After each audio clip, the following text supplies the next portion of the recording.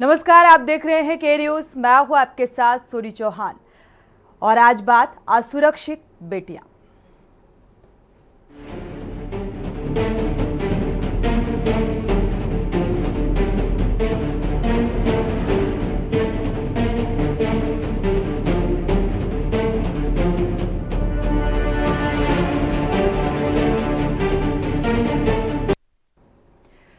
उत्तर प्रदेश में बेटियां अब महफूज नजर नहीं आ रही। अयोध्या में सपा नेता ने लड़की के साथ रेप की वारदात को अंजाम दिया तो अब एक ताजा मामला कन्नौज से और आगरा से भी सामने आ रहा है, जहां बेटियों की अस्मत खुलेआम लूटी जा रही है।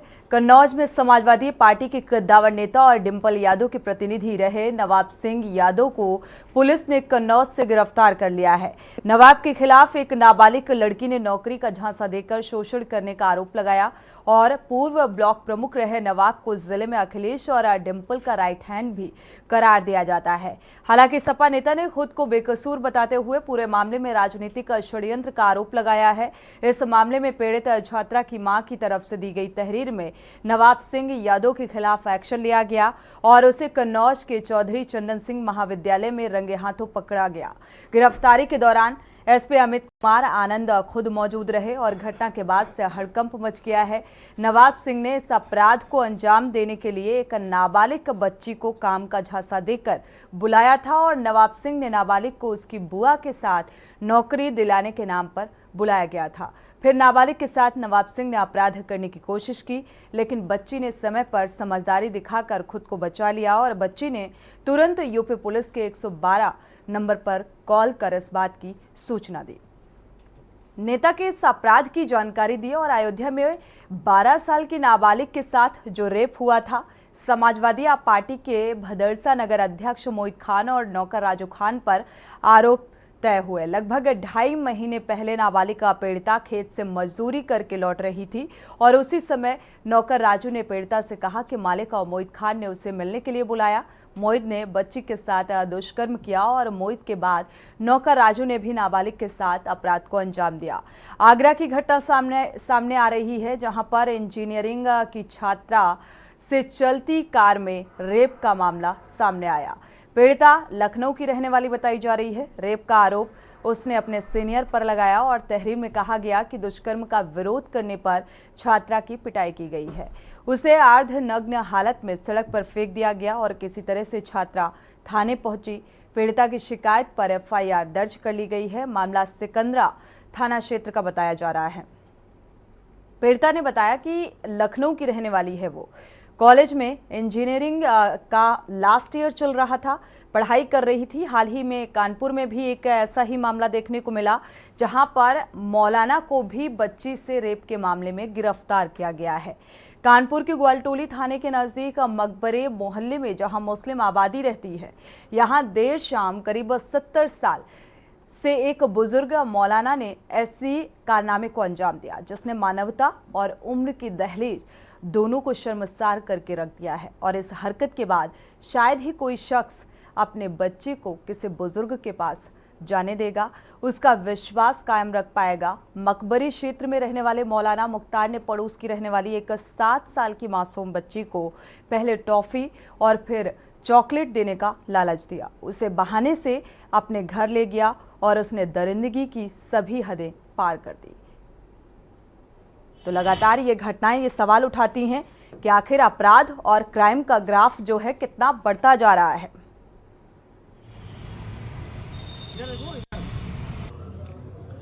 आज रात्रि लगभग 1:30 बजे यूपी 112 पे सूचना प्राप्त हुई थी, जिसमें लड़की ने शिकायत करी थी कि मेरे कपड़े उतार दिए, गलत काम करने का प्रयास किया गया।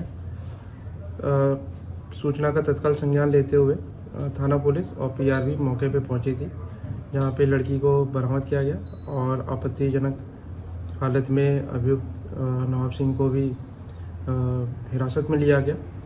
इसमें तहरीर के आधार पर सुसंगत धाराओं में भारतीय न्याय संहिता और पॉक्सो एक्ट में मुकदमा पंजीकृत किया गया है। इसमें अभियुक्त को गिरफ्तार कर लिया गया है और विधिक कार्रवाई की जा रही है। सर, ये लड़की किस तरह से पुलिस थाने पहुंची थी? इसमें जो इसने बताया है कि नौकरी के नाम पे ये लड़की और इसकी बुआ इसको लेके वहाँ पे कॉलेज में गए थे। उसके बाद इस प्रकार की घटना हुई है और तहरीर के आधार पर मुकदमा पंजीकृत किया गया और विधिक कार्रवाई की जा रही है। सर किन धाराओं में तो जिस तरीके से ये घटनाएं सामने आ रही हैं, ये घटनाएं ये सवाल उठाती हैं कानून व्यवस्था पर। और जब अपराध का ग्राफ बढ़ता है, क्राइम का ग्राफ बढ़ता है और लगातार हो रही रेप की घटनाएं भी ये सवाल उठा रही हैं कि आखिर एक पुख्ता और सख्त कानून बनने के बाद भी क्यों ऐसी घटनाओं पर अंकुश नहीं लग पा रहा है। कमी आखिर कहां रह जाती है और आखिर क्यों इस तरीके से इन घटनाओं को अंजाम दिया जाता है, क्यों कड़ी कार्रवाई नहीं की जाती, ऐसे मसलों पर राजनीति क्यों होती है। क्योंकि राजनीतिक पार्टियां महज इसमें राजनीति तलाशने का काम करती हैं और सवाल राज्य सरकार की कानून व्यवस्था से भी, राज्य सरकार से भी कि ठोस कानून बनाए जाने के बावजूद भी लगातार कानून व्यवस्था को लेकर भी सवाल खड़े होते हैं और समीक्षा बैठकें होती हैं, बावजूद इसके क्राइम का ग्राफ बढ़ता जा रहा है बजाय कम होने की। हमारे साथ इसी मसले पर बीजेपी प्रवक्ता भी जुड़ चुके हैं, प्रदीप मिश्रा जी। बहुत बहुत स्वागत आपका इस चर्चा में जुड़ने के लिए। और शिवा लखनऊ से हमारे संवाददाता भी जुड़े हुए हैं। पहले प्रतिक्रिया साझा कर लेते हैं बीजेपी प्रवक्ता की। प्रदीप मिश्रा जी, ये घटनाएं जो हैं बहुत कुछ कहती हुई नजर आ रही हैं। अयोध्या की घटना, किस तरीके से राजनीति इस मसले में भी, संसद तक ये मसला पहुंचा, सीएम योगी आदित्यनाथ के बयान भी सामने आए, कानून व्यवस्था को लेकर सीएम योगी आदित्यनाथ लगातार समीक्षा करते हैं और महिलाओं को कैसे सुरक्षित रखा जाए, इस ओर जो प्रयास उनके द्वारा किए जा रहे हैं वो कहीं ना कहीं सार्थक साबित होते हुए नजर नहीं आ रहे हैं। चूक कहां रह जाती है?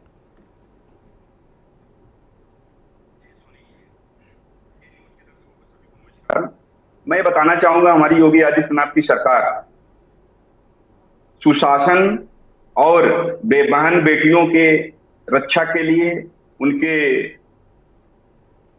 उनका जो है कोई शोषण न कर पाए, उनके जो कानून व्यवस्था के लिए हमारी सरकार प्रतिबद्ध है। चाहे आप अयोध्या की घटना देख लिया, अयोध्या का जो मोहित खान नामक व्यक्ति वहां पे संलिप्त था, उसके ऊपर कठोर से कठोर कार्रवाई करते हुए उसको गिरफ्तार करके उसको नेस्तनाबूद करने का काम हमारी योगी आदित्यनाथ से सरकार करेगी। ऐसे अपराधी समाज के लिए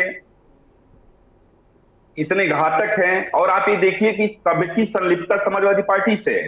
ये नेता जो है सब सारे लोग समाजवादी पार्टी के हैं। और भारतीय जनता पार्टी की जो सरकार है, भ्रष्टाचार मुक्त, अपराधी मुक्त सरकार का चलाने का जो लक्ष्य है, इसमें समाजवादी पार्टी सारी अड़चन पैदा करने का काम कर रही है। जिम्मेदार महज समाजवादी पार्टी को नहीं ठहराया जा सकता है प्रदीप मिश्रा जी, क्योंकि आप भी जानते हैं कन्नौज की घटना को आप इससे जोड़कर देख सकते हैं, साथ ही अयोध्या की घटना में जिस तरीके से राजनीति हुई, प्रदीप जी सुन लीजिए, इससे जोड़कर देख सकते हैं कि भाई समाजवादी पार्टी के करीबियों का हाथ निकलकर सामने आया और इसलिए आप कह सकते हैं कि भाई समाजवादी पार्टी के लोग हैं। हालांकि समाजवादी पार्टी ने भी इसमें घनघोर राजनीति करने की कोशिश की, लेकिन अभी कानपुर का मसला जो सामने आ रहा है, आगरा का जो मसला सामने आ रहा है, जो तस्वीरें कैमरे में कैद हो गई, उस पर हम चर्चा कर रहे हैं। और ऐसे न जाने कितनी घटनाएं हर रोज होती हैं, उसका जिम्मेदार सोनी जी मैं आपको ये बताना चाहूंगा कि हमारी सरकार कानून व्यवस्था के लिए प्रतिबद्ध है।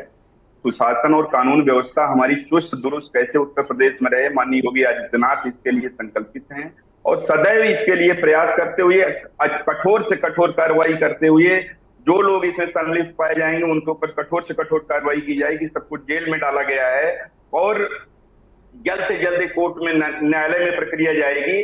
न्यायालय फास्ट ट्रैक कोर्ट में हम लोग अपील करते हुए जल्द से जल्द जितने भी अपराधी हैं इनके खिलाफ जो है जल्द से जल्द इनको सजा दिलाने का कार्य हम लोग करेंगे। ठीक है, जमीनी स्तर पर किस तरीके से जो एंटी रोमियो स्क्वाड टीमें हैं, अभी सावन में ही योगी आदित्यनाथ ने कहा कि भाई महिलाओं के प्रति जो असुरक्षा की भावना है उसे बर्दाश्त नहीं किया जाएगा। शिवा, जमीनी हकीकत क्या कुछ बयां करती है? क्या ये जो टीमें हैं एंटी रोमियो स्क्वाड टीम, क्या ये एक्टिव नजर आती है? और अगर आती है तो अपराध इतना ज्यादा, रेप की घटनाएं इतनी ज्यादा क्यों बढ़ती हुई नजर आ रही हैं?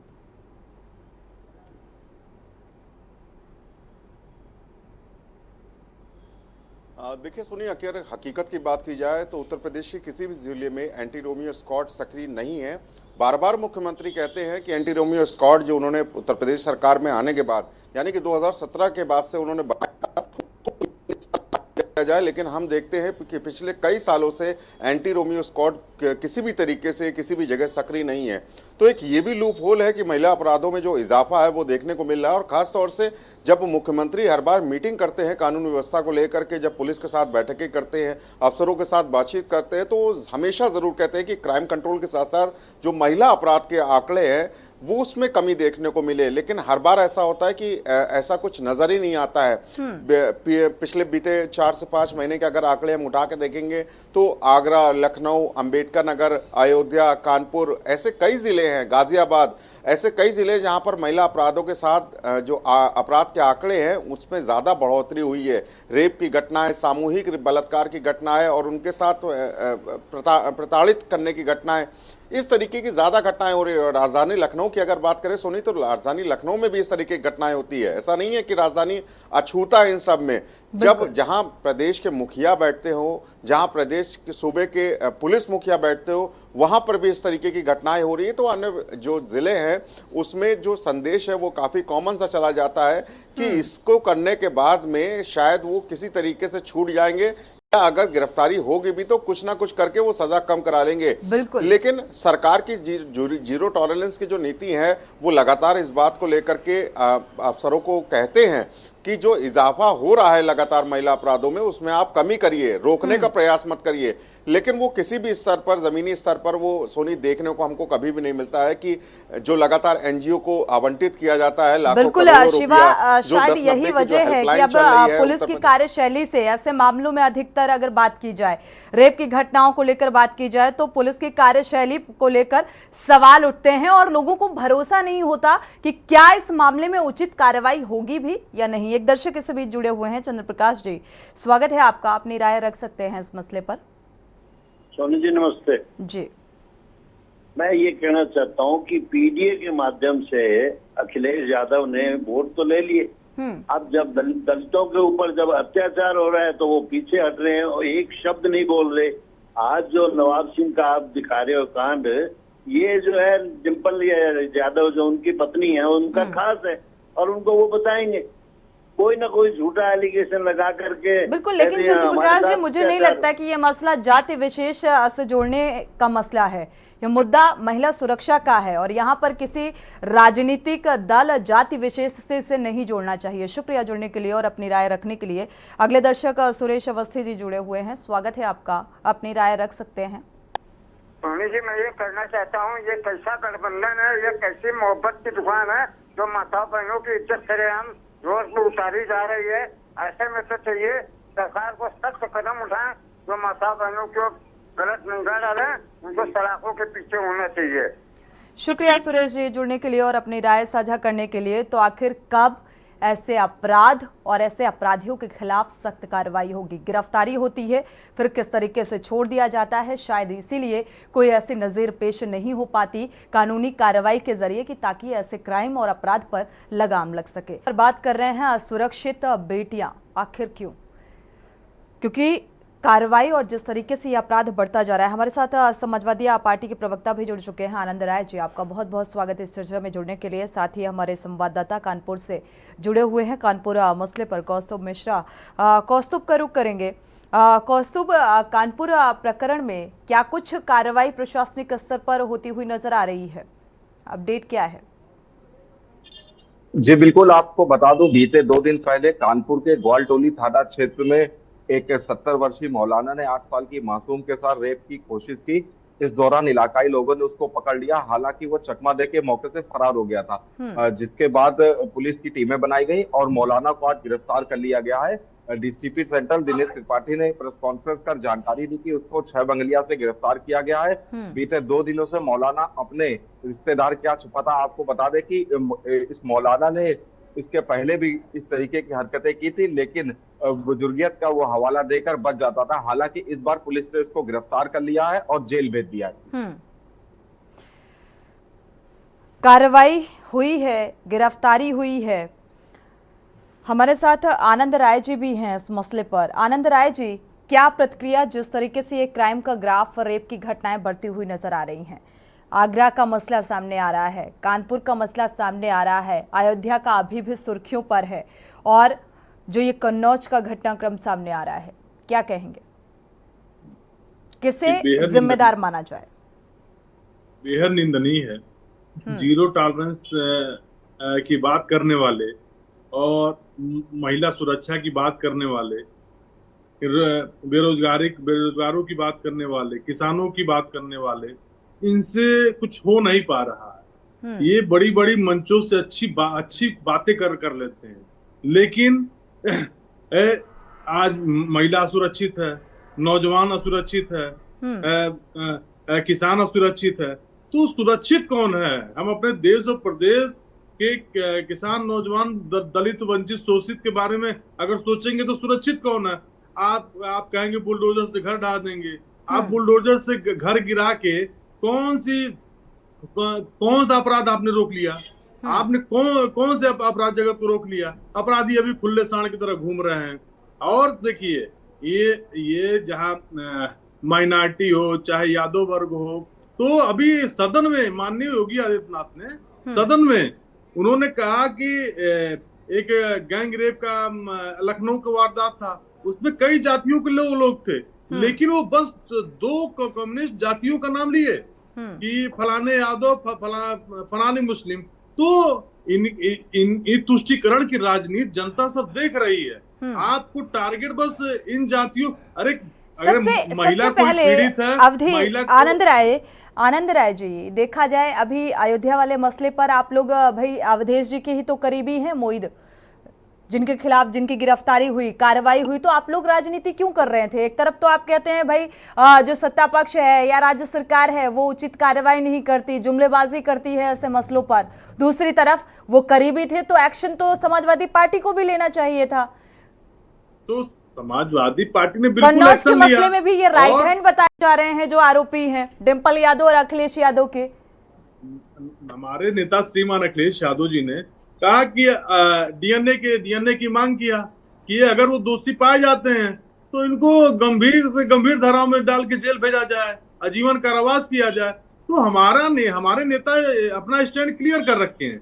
आप किसी जात से जोड़कर क्यों देखा जाता है? और अवधेश जी का क्या, कौन करीबी है कौन नहीं करीबी है, ये मैडम अगर उस जिले के हैं तो कोई भी करीबी हो सकता है।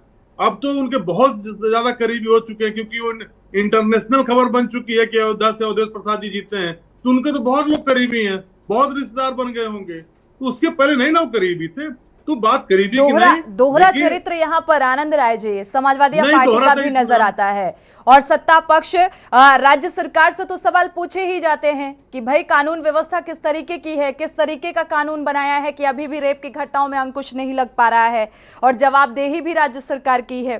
फिलहाल जिस तरीके से समाज में अत्याचार बढ़ता जा रहा है, असुरक्षित बेटियां इसलिए क्योंकि लगातार एक तरफ तो इसे मुद्दा बनाया जाता है, चुनावी या बड़ा मुद्दा के तौर पे ये बात उभर कर सामने आती है राजनीतिक पार्टियों की तरफ से कि महिला सुरक्षा पर बात होगी, महिला सुरक्षा को लेकर बड़ी बड़ी बातें निकलकर सामने आती हैं, लेकिन जब रेप की घटनाओं में इजाफा होता है तो इससे ये साफ हो जाता है कि महिलाएं कितनी सुरक्षित हैं, कितना अपने आप को महफूज समझ रही हैं, क्योंकि यहाँ पर कार्रवाई जो कानूनी स्तर पर होती है उस पर भी अब किसी को भरोसा नहीं रहा।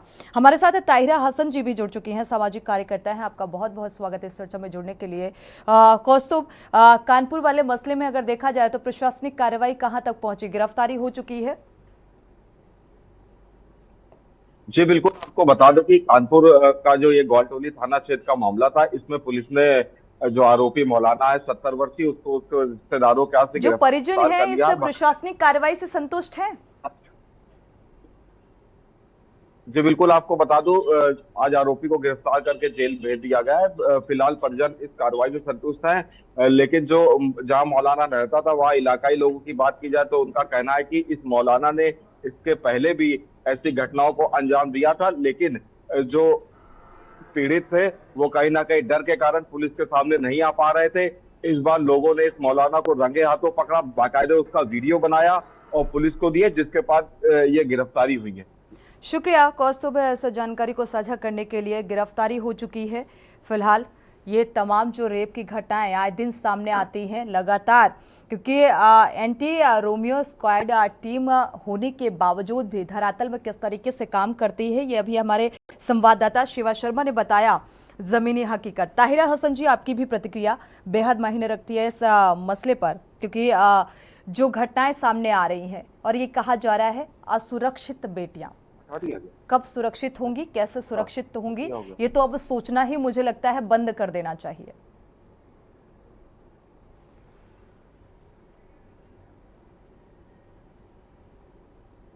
अनम्यूट करिएगा। निर्भया के बाद जब इतना हीनियस क्राइम हुआ दिल्ली की सड़कों पे, उसके बाद पूरा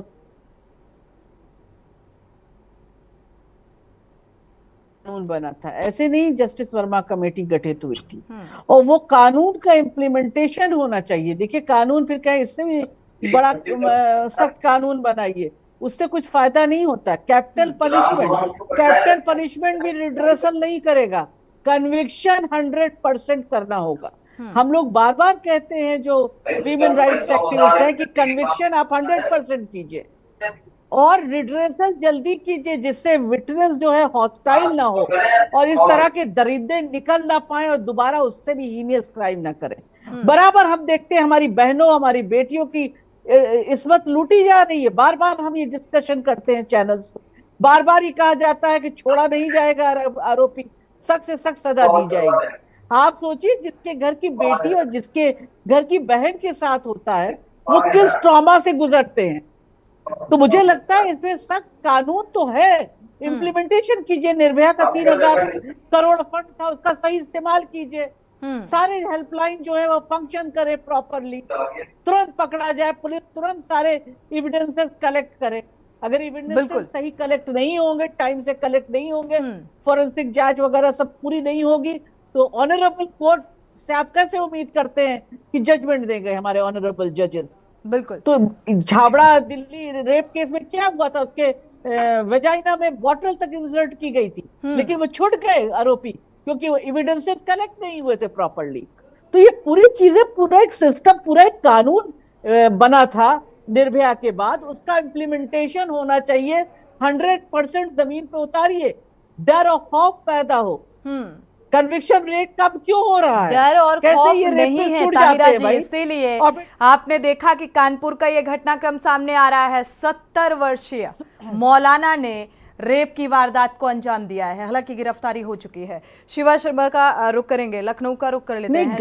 गिरफ्तारी हो चुकी, फिर छूट के बाहर निकल के धमकाए ना, ये भी तो देखा जाना चाहिए। बिल्कुल, शिवा शर्मा का रुख कर लेते हैं। शिवा, क्योंकि जिस तरीके से ताहिरा हसन जी कह रही हैं कि भाई कानून तो है, निर्भया कांड के बाद कितना हो हल्ला, कितना रोना धोना, और उसके बाद न जाने कितनी निर्भया इस तरीके की घटनाओं का शिकार हुई, लेकिन बावजूद इसके चीजें जस की तस नजर आ रही हैं और लगातार ये क्राइम बढ़ता जा रहा है, रेप की घटनाएं बढ़ती जा रही हैं।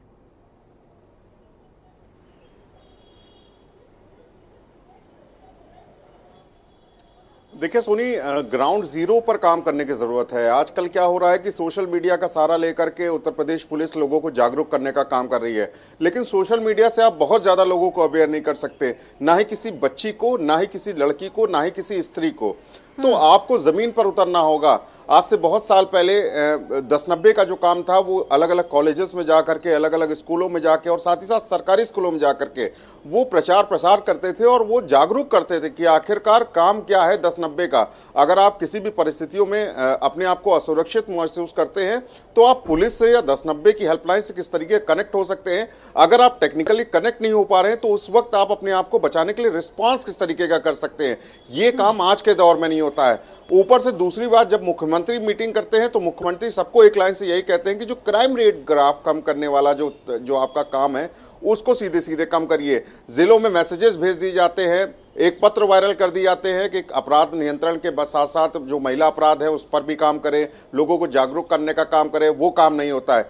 तीसरी एक मेन बात, जो एनजीओ का सबसे बड़ा काम होता है शहरी इलाकों के साथ साथ ग्रामीण इलाकों में महिलाओं को जागरूक करना कि किस तरीके से आप लोगों से और खास तौर से ऐसे आरोपियों से दूर रहे जिनकी नजरें बहुत ज्यादा खराब है, जो आपके साथ कभी भी किसी तरीके की घटना कर सकते हैं। अगर वो करने की कोशिश करते हैं तो आप क्या कर सकते हैं, ये भी जो काम होता है वो लाखों करोड़ों रुपए होते हैं, उसके लिए सरकार एनजीओ को आवंटन करती है, वो काम हमको जमीनी स्तर पर नहीं दिखाई दे सकता है।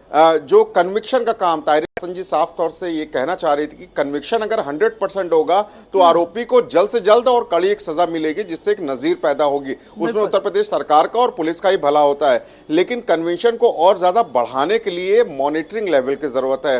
अफसरों का साफ तौर से ये कहना होता है कि जो कन्विक्शन है वो धीमे धीमे पूरा करे और सभी एविडेंसेस के साथ पूरा करे।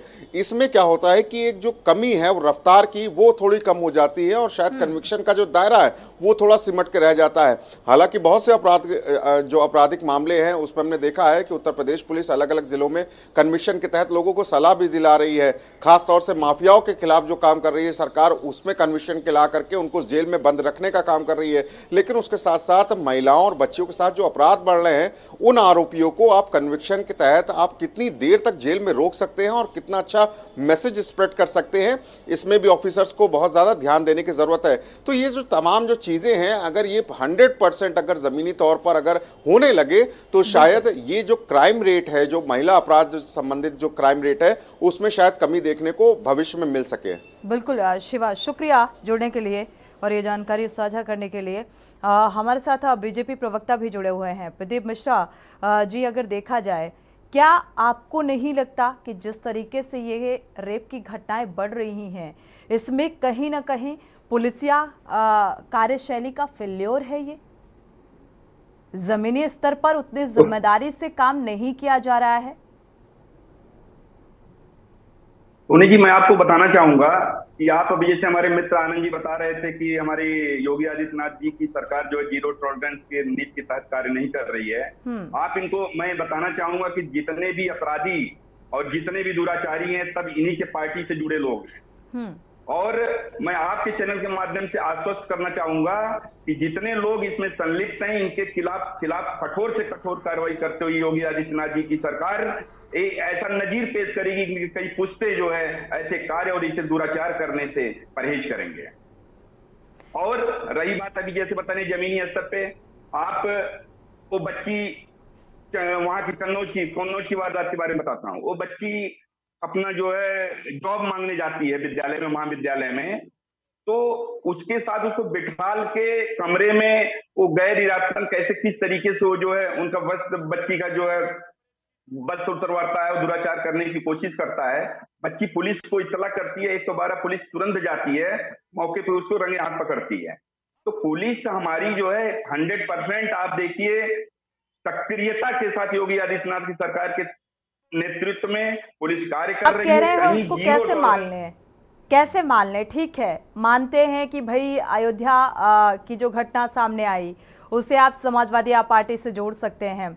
आते हैं, रुकिएगा आनंद राय जी, इसके बाद जो ये घटनाक्रम कन्नौज का सामने आ रहा है, इसको हम जोड़कर देख सकते हैं। लेकिन और घटनाओं को लेकर तो आप नहीं ये ठीकरा समाजवादी पार्टी पर फोड़ सकते हैं ना, ये तो राज्य सरकार का काम है, शासन प्रशासन का काम है कि किस तरीके से कंट्रोल किया जाए। ये आपके चैनल के माध्यम से मैं बताना चाहूंगा कि आप देखिए 10 विधानसभाओं में उपचुनाव होना है। आप देखिए चुनाव के पहले सब सोची समझी साजिश भी है विपक्ष का कि भारतीय जनता पार्टी की सरकार, योगी आदित्यनाथ सरकार को कैसे बदनाम किया जाए और कैसे ऐसे कानून व्यवस्था कैसे बिगाड़ने की कोशिश करने का ये लोग प्रयास कर रहे हैं। आप निश्चिंत रहिए। लेकिन अपराध तो हो रहा है ना, ठीक है, छवि धूमिल करने की कोशिश की जा रही है, भारतीय जनता पार्टी को बदनाम करने की कोशिश की जा रही है, ठीक है, लेकिन यहाँ अपराध तो हो रहा है और इस अपराध का शिकार कभी 7 साल की बच्ची, कभी 5 साल की बच्ची, कभी 30 साल की महिला, कभी 35 साल की शिकार तो महिलाएं हो रही हैं ना। कौन अंकुश लगाएगा, कैसे अंकुश लगेगा? ये सोचने की बजाय आप इसे उपचुनाव का एक मसला बता रहे हैं कि भाई ये पार्टियां जो हैं छवि खराब करने की कोशिश कर रही है।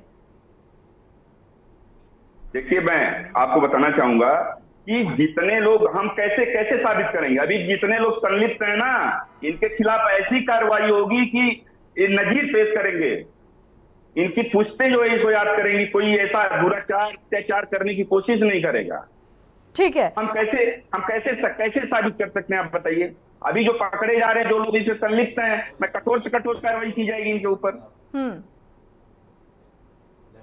और इसे आगे कोई दुराचार करने की कोशिश नहीं करेगा, ऐसी कार्रवाई होगी। और जैसे हमारे मित्र बोल रहे थे ना, अयोध्या का कांड हुआ, हमने उनको गिरफ्तार किया, उसके बाद उनके घरों पे बुलडोजर चलता है, उनके व्यवसायिक प्रतिष्ठान पे चलता है, जो अवैध कब्जे हैं चलता है, उसके बाद यही लोग रोना रोते हैं, कहते हैं कि ये जो है क्यों बुलडोजर चल रहा है। तो हमारी नीति ऐसी, हम जीरो टॉलरेंस की नीति पे काम करते हैं, जो पकड़ा जाएगा वो रौंदा जाएगा। आनंद राय जी आपका रुख करेंगे। ताहिरा हसन जी कुछ कहना चाह रहे हैं। ताहिरा हसन जी अनम्यूट कर लीजिएगा। आनंद राय जी आते हैं। सबसे बड़े लोकतंत्र का हिस्सा है जो संविधान से चलता है। वहां ये नहीं है कि आप रौंद रहे हैं, कर रहे हैं। आप, हमारा कानून है, जो इस तरह का काम कर रहे हैं उन सबको पकड़ा जाना चाहिए, दंडित किया जाना चाहिए, कन्विक्शन रेट होना चाहिए महिला के साथ होने वाले अपराध में। देखिए ये इसको पार्टियों में ना बांटा जाए, सब पार्टियों में हुआ है। सब पार्टियां जब पावर में थी तो ऐसा नहीं कि महिलाएं एकदम सुरक्षित थी। इसलिए ये ना कहिए कि इनके सारे लोग हैं, उनके सारे लोग हैं, क्योंकि हाथरस भी यही हुआ था जब ऑनरेबल कोर्ट, हाई कोर्ट ने टॉप ऑफिशियल, पुलिस ऑफिशियल को फटकार लगाई थी कोर्ट में कि मान लीजिए आपकी बिटिया होती तो यही होता, ये गरीब की बिटिया है। तो ये बात अलग है, महिलाओं के प्रति कैसे सेंसिटिविटी है, इसको कैसे ले जाया जाए। अभी आपके एक रिपोर्टर कह रहे थे, इसमें भाजपा के आप यहाँ नुमाइंदा बैठे हैं, मैं तो किसी पार्टी से नहीं हूँ, मैं तो आपसे ही कह रही हूँ कि आप इसको ले जाइए मुख्यमंत्री तक भाई। कि उन्होंने बिल्कुल सही कहा कि जो एनजीओज हैं उन पे भी अकाउंटेबिलिटी आप लोग क्यों नहीं फिक्स करते भाई। बिल्कुल, डोमेस्टिक वायलेंस एक्ट में जो सर्विस प्रोवाइडर है वो एनजीओ का होता है, कितना सर्विस प्रोवाइड कर रहा है हमारी महिलाओं को भाई। देखिए भी तो, जब फंड देते हैं तो थोड़ा देखिए भी तो बिल्कुल क्या हो रहा है। जो महिलाएं काम करने पे लगाई, काम कर रही है, मुख्यमंत्री की साथ लगी है, तो उनको ये भी तो देखना है कि वो काम हो रहा है कि नहीं, महिलाओं के बीच में काम हो रहा है कि नहीं। ये सब चीजें बहुत जरूरी है। देखिए वो कंप्यूटर पे क्या दिखा दे इसका कोई मतलब नहीं है। अगर ऐसे ही होता तो गुमटियों की तरह एनजीओ है, इस वक्त सब बदल गया होता, समाज पूरा बदल गया होता। आप ये समझिए कन्विक्शन रेट बढ़ना है। देश सबसे बड़ा लोकतंत्र है जो संविधान से चलता है, यहाँ पर कन्विक्शन रेट को महिलाओं के प्रति होने वाली हिंसा में बढ़ा दीजिए। बिल्कुल, एक नजीर बनेगी। कानून का इम्प्लीमेंटेशन नहीं हो पा रहा है उस तरीके से, जबकि संविधान में भी देखा जाए तो ऐसी धाराएं हैं कि अगर आपको कोई एक टाइम लिमिट से ज्यादा घूरता भी है तो उसके लिए भी संविधान में ये प्रावधान है कि एक्शन लिया जाए और कानूनी तौर पर कार्रवाई की जाए। लेकिन ये यहाँ पर किस तरीके से कार्रवाई होती है, और जो कार्रवाई होती है शायद यही वजह है कि अपराध इतना बढ़ता जा रहा है। आनंद राय जी का रुख करेंगे। आनंद राय जी, भैया आप कह रहे थे अयोध्या मसले को लेकर जो बोला गया, तो आपने कहा कि इंटरनेशनल या नेशनल लेवल पर कोई भी करीबी बन जाता है। हालांकि करीबी जो आपके निकल के सामने आए वो आपके ही पार्टी के जिला अध्यक्ष थे। सबसे पहले बुलडोजर नीति जो ये बता रहे हैं कि बाबा का बुलडोजर चल गया, नजीर बन गया। और मैं पूछना चाहता हूँ, कुलदीप सेंगर क्या क्यों नहीं चला? चिन्मयानंद जो छात्राओं से अपनी बॉडी मसाज करा था उसका क्यों नहीं चला? ब्रिजभूषण शरण सिंह जो पहलवानों को उत्पीड़न किए उनके ऊपर क्यों नहीं चला? आप गरीब जनता को, दलित, शोषित, पिछड़े, वंचित पब्लिक को और उनको बुलडोजर दिखा के और 24 करोड़ की जो पब्लिक है उनको खुश करने का प्रयास करते हैं कि मैंने इसका घर गिरा दिया। तो आप अपने लोगों के ऊपर क्यों नहीं चलाए? क्या ये लोग दोषी नहीं थे? मैं आपसे पूछना चाहता हूं। सबसे भ्रष्ट नेता अगर कहीं है तो आरएसएस और भारतीय जनता पार्टी में है। यही सबसे ज्यादा शोषण लोग करते हैं। और कुलदीप सेंगर को तो आजीवन कारावास की सजा भी सुनाई गई। आपका बुलडोजर कहीं खो गया था कि रास्ता भटक गया? देखिए कि दोहरी मानसिकता से जो राजनीति कर रहे अपनी हैं पार्टी योगी के लोगों के खिलाफ कार्रवाई होती है तो दर्द सभी को होता है, वो चाहे भारतीय जनता पार्टी हो या फिर समाजवादी पार्टी। हमारे नेता श्रीमान अखिलेश यादव जी ने कहा कि अगर हमारा नेता दोषी पाया जाता है या कार्यकर्ता दोषी पाया जाता है तो उसके ऊपर गंभीर से गंभीर धारा लगा के उसको जेल भेजा जाए, उसको आजीवन कहाँ किया आप लोगों ने, कितनी बयानबाजी की अयोध्या मसले पर। ऑफिशियल आनंद राय जी, ये एक तरीके का राजनीतिकरण है, ये तुष्टीकरण की राजनीति है। कहाँ हुआ, किस तरीके की बयानबाजी, कैसे इस मसले को दिल्ली से जोड़ दिया गया और तरह तरह की बयानबाजी निकलकर सामने आई। अगर ऐसा था तो पार्टी से तुरंत बाहर का रास्ता दिखाना चाहिए था, एक्शन लेना चाहिए था, लिया क्या? नहीं लिया गया। कुछ एविडेंस रहा था तो उन्होंने डीएनए की वो डीएनए आप क्यों नहीं कराते? 2 घंटे 4 घंटे में रिपोर्ट आती है, उसको फांसी पे चढ़ाइए ना। लेकिन आप जबरदस्ती जाति के आधार पर, मजहब के आधार पर दूसरा मोड़ दे दिया, दूसरा मोड़ दिया। समाजवादी पार्टी भी तो वही कर रही है ना। समाजवादी पार्टी उसके लिए खड़ी ठीक है, प्रदीप मिश्रा जी, इस बात का जवाब। मैं आनंद जी को बताना चाहूंगा कि हमारी सरकार ये देख के कार्रवाई नहीं करती कि कौन अपना है कौन पराया है। जो दोषी पाया जाएगा, चाहे पार्टी का कार्यकर्ता हो, चाहे सपा का कार्यकर्ता हो या बसपा का कार्यकर्ता हो, जो भी दोषी, हमारी बात सुनिए, बात सुनिए, ठीक है? कोई भी हो करता कि कौन अपना है कौन पराया, जो दोषी होगा उसके खिलाफ कार्रवाई होगी। योगी आदित्यनाथ की सरकार इसी मंशे के साथ कार्रवाई। नहीं, आपका मुद्दा आप तो बचाने का प्रयास कर रहे थे। आनंद जी, आप अयोध्या का प्रकरण देख लीजिए। आपके नेता कोई खुल के बोला कि डीएनए की जांच की मांग करते हैं, आप अपने पार्टी से उस नेता को निकाला क्या? जो दोषी पाया गया उसको पार्टी से निकाला क्या? पार्टी से आप निकालते, डीएनए टेस्ट कराते, डीएनए टेस्ट होता, दोषी नहीं होता फिर पार्टी में ले लेते। सरकार नहीं, आप लोग जो है जिस हिसाब से राजनीति करते हैं, केवल तुष्टीकरण की राजनीति और समाज में विघटन कैसे पैदा किया जाए, कौन जाति की राजनीति कौन कर रहा है, ये जनता पूरी चलिए तरह से ठीक देख है। रही है। ताहिरा हसन जी, जिस तरीके से अगर रेप की घटना कोई भी सामने आती है तो उसमें देखते हैं आप कि किस तरीके से प्रशासनिक स्तर पर कार्रवाई की जाती है। वो तमाम सबूत कई बार बड़े से बड़ा गुनाह करने के बाद अपराधी बच जाता है और कभी छोटा सा गुनाह करने के बाद अपराधी सलाखों के पीछे पहुंच जाता है। तो इस तरीके की प्रशासनिक कार्यशैली है या पुलिसिया कार्यशैली है, किस तरीके के बदलाव की जरूरत है ताकि ऐसे अपराधों में अंकुश लग सके? जी मुझसे पूछ ताहिरा हसन जी।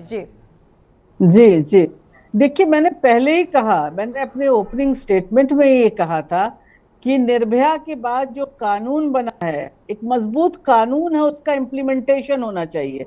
देखिए, जब तक कानून का इम्प्लीमेंटेशन नहीं होगा, जब तक सख्त से सख्त कार्रवाई नहीं होगी, और देखिए जब महिलाओं के साथ कोई हिंसा होती है तो एक आवाज उठती है, वो पॉलिटिकल क्लास से भी आती है, वो लोग जो कानून बनाते हैं वहां से भी आती है कि ये महिला रात में क्यों गई, ये महिला, इस तरह की महिलाएं गन्ना के खेत में पाई जाती हैं, अरहर के खेत में पाई जाती हैं, मतलब ड्रेस कोड पे उनके होता है सब। आप लोग को याद, अभी बहुत पुरानी बात नहीं है ये, इस तरह की आई आवाजें उठी, उन आवाजों के खिलाफ भी एक्शन होना चाहिए। मेरा कहना, महिला अस्मिता पे प्रहार को नहीं कबूल किया जाना चाहिए। अगर आप महिला की डिग्निटी की बात कर रहे हैं, उसकी अस्मिता की बात कर रहे हैं, तो महिला पे जब जब प्रहार हो, वो चाहे वर्बल हो, वर्बल से ही आगे बढ़ता है। देखिए, बिल्कुल, अगर वर्बल पे प्रहार हो रहा है या उसको ईव टीजिंग हो रही है, बच्चियां अक्सर शिकायत करती है, स्कूल जाते वक्त हो रहा है उनके साथ ईव टीजिंग हो रही है, क्योंकि वो चाहते हैं कि महिला को, एक पेट्राकी भी जो है वो डीप रूटेड है, वो चाहते हैं कि फिर चारदीवारी की तरफ ले जाए महिलाओं को भोग का सामान समझा जाता है। रेप किया, अबेंडन कर दिया। कभी इस तरह से नहीं सोचते हैं कि हमारे घर में भी माँ है, बहन है, बेटी है। इसीलिए मैं बार बार कहती हूँ कि शुरुआत घर से होनी चाहिए।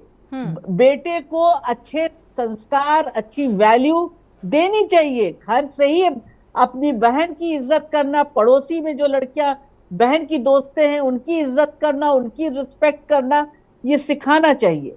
ये बिल्कुल। घर से शुरू करना चाहिए। जो बच्चे देखते हैं डोमेस्टिक वायलेंस पे, जब हम लोग कानून बनवा रहे थे स्ट्रगल के बाद, बड़े स्ट्रगल से बना है डोमेस्टिक वायलेंस एक्ट 2005, तो उस समय भी यही आवाजें उठती थी कि सबसे ज्यादा सेफ महिलाएं चार दीवारी में।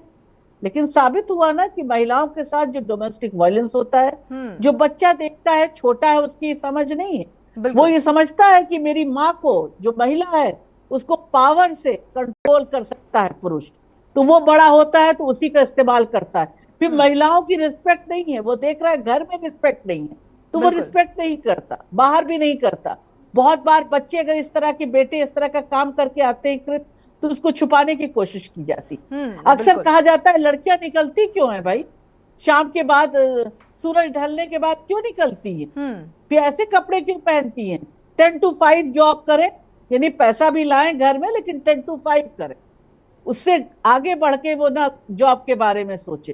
तो ये तमाम चीजें जो स्ट्रक्चर है उसके बारे में भी सोचना होगा, और पुलिस को भी सेंसिटाइज करना होगा, उसमें भी थोड़ा रिफॉर्म लाना होगा कि पुलिस भी कैसे चीजों को पिकअप करे। और इसमें ये हमेशा समझिए पुरुष ही नहीं होता है इन्वॉल्व, हम कहें पुरुष ही हमेशा महिला के विरुद्ध होता है, पेट्रार्की की वाहक महिला भी होती है। जब घर में बेटा और बेटी का भेद शुरू होता है तो वो महिला ही करती है। तो ये पेट्रार्की कोड के खिलाफ जो है पूरा अभियान चलना होगा, नुक्कड़ नाटक के द्वारा, गीतों के द्वारा, आप गांव में, ग्रामीण अंचल में ऐसे ही ले जाना होगा, और ग्रामीण अंचल में भी इसको ले जाने की सख्त जरूरत है। इसमें एक डिस्कशन, आगरा का जो घटनाक्रम ताहिरा जी सामने आया, चलती कार में रेप की वारदात को अंजाम दिया गया है, आगरा का, बिल्कुल आगरा का ये घटनाक्रम सामने आया है। प्रदीप मिश्रा जी, आपका रुख करेंगे। देखा जाए, क्योंकि आपने देखा होगा जब ऐसा घटनाक्रम थाने पहुंचता है या जो पीड़ित परिवार होता है इस बात की तहरीर थाने में देता है तो कैसा बर्ताव किया जाता है। हालांकि कई बार बेहतर भी होता है, त्वरित एक्शन होता है, लेकिन कई बार ज्यादातर मामलों में ये देखा जाता है कि जब रेप पीड़िता थाने पहुंचती है तो उसका मानसिक रूप से रेप किया जाता है। नहीं जी, हमारी सरकार महिलाओं की सुरक्षा, हमारी सरकार महिलाओं की सुरक्षा के लिए प्रतिबद्ध है और भ्रष्टाचार मुक्त, अपराधी मुक्त उत्तर प्रदेश की जो कल्पना है माननीय योगी आदित्यनाथ जी की, उसके तहत हमारी सरकार कार्य कर रही है। और जो अभी विषय आया कि ऐसी घटनाएं जो है, मैं सोनी जी, मैं ऐसी घटनाओं का खुले मन से आपको निंदा करता हूं। ऐसी घटना समाज में मतलब इसका कोई स्थान नहीं है। और अगर पुलिस प्रशासन, जैसे आप बता रहे हैं कि जाते हैं कि वहां पे FIR नहीं लिखते हैं, ऐसे अगर जो ऐसे प्रकरण अगर संज्ञान में आ रहे हैं तो कोई भी पुलिस अधिकारी हो, चाहे बड़ा से बड़ा अधिकारी हो, बख्शा नहीं जा रहा है। वो तुरंत माननीय योगी आदित्यनाथ सरकार उस पर कार्रवाई करते हुए उनको सस्पेंड करेगी और सस्पेंड किया भी जा रहा है। अभी आप देखिए, तो हम लोग जीरो टॉलरेंस के तहत महिलाओं की सुरक्षा के लिए प्रतिबद्ध हैं। अपराध मुक्त उत्तर प्रदेश, भ्रष्टाचार मुक्त उत्तर प्रदेश बनाने के लिए अगर ये फेरबदल बदलाव हो रहा है प्रदीप मिश्रा जी, तो ये इसीलिए हो रहा है ना क्योंकि जिम्मेदारी से काम नहीं किया गया। सोनी जी, मैं आपको बताना चाहूंगा इसमें और जो भी सुधार हो सकता है, मैंने बताया ना, महिलाओं की सुरक्षा के लिए हम लोग प्रतिबद्ध हैं। कैसे और, लेकिन तब भी घटनाएं हो रही हैं, तब भी घटनाएं हो रही हैं। इन घटनाओं को रोकने के लिए आगे क्या कुछ रणनीति होगी? घटनाएं हो रही, मैं खुले मन से मैं निंदा कर रहा हूं मैडम, ऐसी घटनाएं होनी नहीं चाहिए समाज के लिए। तो निंदा करने से प्रदीप मिश्रा जी, ठीक है, कोई घटना घटी, उसकी निंदा की गई, लेकिन जिम्मेदार निंदा करने बैठेंगे तो कार्रवाई कौन करेगा और लगाम लगाने की कौन सोचेगा? इसी बीच एक दर्शक जुड़े हुए हैं, राय साझा कर लेते हैं। पहले राम कुमार गौतम जी जुड़े हुए हैं। राम गौतम जी, स्वागत है आपका, अपनी राय साझा कर सकते हैं। अरे पहले लिए आपके चैनल को बहुत बहुत धन्यवाद जी, शुक्रिया। हेलो, कुछ और कहना चाह रहे हैं? हाँ, ये कहना चाहते हैं, पहले तो आपके चैनल को धन्यवाद कि कम से कम आप इतना मतलब चारों तरफ गए लोगों को वजह सूचना पहुँचती आपके माध्यम से। जी, पहली चीज तो ये कि जिस प्रकार का घिनौना काम करते हैं इनको आजीवन कारावास होना चाहिए। और इनको दूसरी चीज ये कि इनको आजीवन कारावास होना चाहिए। दूसरी चीज हम चाहते हैं कि हमारी पुलिस प्रशासन अगर मतलब प्रशासन हमारा कम है तो 500 मीटर पे एक चौकी की जरूरत है हर शहर में, हर कस्बे में। अगर उसमें 6 कांस्टेबल या 6 कुछ कर्मचारी बैठा ले जाएंगे तो वो 500 मीटर को एक दूसरे को कवर करेंगे। अगर ऐसा हो क्राइम कम होंगे, ये हमारी सोच है। शुक्रिया जुड़ने के लिए और अपनी ये राय रखने के लिए। लेकिन जो हैं फिलहाल पुलिसकर्मी जिनकी मौजूदगी है या जिनको ये जिम्मेदारी सौंपी गई है, अगर वही बखूबी अपनी इस जिम्मेदारी को निभा ले जाएं तो मुझे लगता है क्राइम का जो ये ग्राफ है थोड़ा सा कम होता हुआ नजर आएगा। आनंद राय जी का रुख कर लेते हैं। आनंद राय जी, जब समाजवादी पार्टी की सरकार थी तब भी कहा जाता था कि भाई जंगल राज है, कानून व्यवस्था को लेकर आज आप लोग भी सवाल उठाते हैं। ये देखिए, हमारे नेता श्रीमान अखिलेश यादव जी कभी भी दुराचारी, भ्रष्टाचारी इसके पक्ष में कभी उन्होंने नहीं रहा। वो आप देखते हो कितने साफ छवि के व्यक्ति हैं वो, और कभी विवादित बयान कभी नहीं देते। कभी किसी नेता को जब रेप की वारदात सामने आती है तो वो जो बयान था मुलायम सिंह यादव का वो आज भी सामने आ जाता है। मैडम, तो हमारे नेताजी अगर कुछ उन्होंने किस परिस्थिति में बयान दिया होगा, तो अगर कुछ किसी और मसले में बोला, लेकिन उसको बीजेपी वाले आज तक उस बयान को यूज करते हैं। और मैं बता देना चाहता हूं कि इन्हीं लोगों ने अवार्ड भी दिया। इन्होंने अयोध्या पे घेरते हैं कार सेवकों को, वो किया, महिलाओं के बारे में बोल दिया, तो आप उनको अवार्ड भी देते हैं। और आप दोहरी राजनीति क्यों करते हैं? मैं बार बार इसी चीज को पूछता हूँ। आपका स्टैंड क्यों नहीं क्लियर हो रहा है कि आपको अगर गलत किसी को कहना तो फिर गलत ही कहिए, उसको सही भी कहेंगे, गलत भी कहेंगे। तो यही सब लोग कहेंगे, यही सब लोग करते हैं। इनका यही कहना है तुष्टीकरण की राजनीति कैसी हो, मजहबी राजनीति कैसी हो, जातिगत राजनीति कैसी हो, एक दूसरे को लड़ाकर ये अपना वोट बैंक साधने का काम करते हैं। अगर चलिए, शुक्रिया आप सभी मेहमानों का इस चर्चा में शामिल होने के लिए। फिलहाल जिस तरीके की ये घटनाएं सामने आ रही हैं, रेप की वारदातें बढ़ती जा रही हैं, चाहे अयोध्या हो, कन्नौज हो, आगरा हो, कानपुर हो, इससे जाति, धर्म, मजहब के नाम पर आखिर कब तक ऐसी घटनाओं को लेकर राजनीति होती रहेगी, बजाय ये सोचने की कि अपराधियों के खिलाफ कैसे कार्रवाई सख्ती से की जाए। इसी बीच एक दर्शक जुड़ चुकी हैं, चलते चलते राय साझा कर लेते हैं। निशा जी, स्वागत है आपका, अपनी राय साझा कर सकती हैं। चलिए, संपर्क टूट गया है। फिलहाल इस बुलेटिन में इतना ही। आगे खबरों के लिए आप देखते रहिए के न्यूज़ इंडिया।